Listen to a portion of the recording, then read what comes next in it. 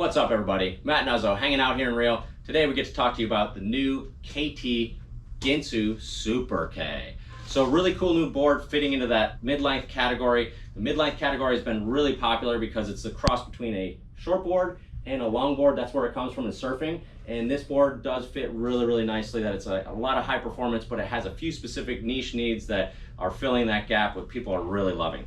So mid-length is nice, really nice for light wind winging. And this Super K does awesome in light wind winging. That's where we'd say it excels best, is for light wind winging. It's cool too because they have bigger sizes that go up into the 100-liter range, and by having the smaller sizes too, you're going to get a board like this is the 60-liter that's going to be very performance oriented because it's narrow. This is under 20 inches wide, so it's going to go rail to rail really quickly.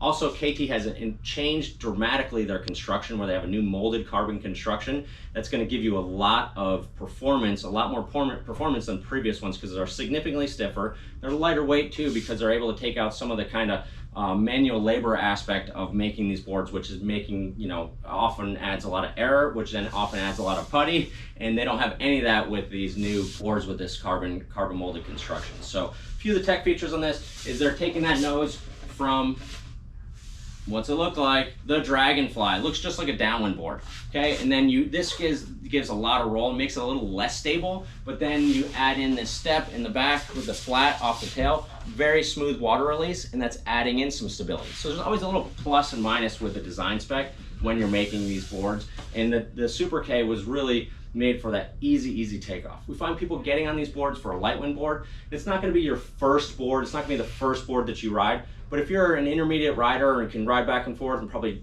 do jives, getting onto one of these Super Ks is gonna be awesome because the takeoff is so easy, and people start as a light wind board and then end up being like, this is my board, I'm totally addicted to it. A couple other things to note is that in the bottom here has the vent plug, so you wanna peel that off. The vent plug goes in this hole in the back of that board, and that's just you want to leave it out if it's going to be hot, but then put that thing back in because it would take on water. It does come with a nice grippy deck pad. It's a firmer deck pad, and that firmer deck pad gives you a lot of control. Deck pads this thick that are really soft are kind of squishy and you lose control. You also have inserts in here, and then it does come with foot straps. So those foot straps are wrapped in paper in the packaging, so don't throw them out when you get your new board. So overall, we've been really liking this board for winging the most. It does work well for prone as well, because you paddle so quickly on this board. So learning to prone, or being a prone surfer coming into this type of board, or getting like point break waves where you have to paddle a long way, or getting into waves that are barely even breaking,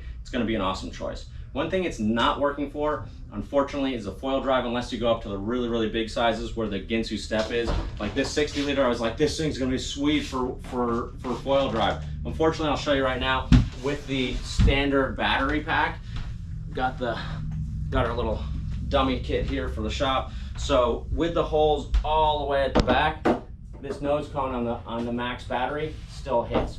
So you'd have to get the sport battery, and then you're only getting a couple inches forward. You're not gonna be able to use the full track. So you have to use like an Axis ART or something with a lot of front foot kick to make this thing work with foil drive. So some of the bigger ones, the step is a little bit farther forward, but it's still like, it doesn't give you the full use of that foil drive for using this board.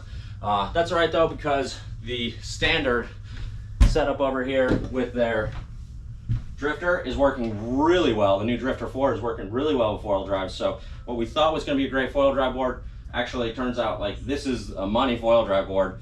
Great connectivity and all that. So this one really has been just working best for us for prone or for light wind winging. And then, maybe you're going to use it as your all-around board just because you get addicted to it. So if you have more questions, you want to find out the difference between two boards or any of the other mid-lengths on the market, give us a call at the shop, 252-987-6000. Reach out online, realwatersports.com. We'll see you guys on the water for the next session.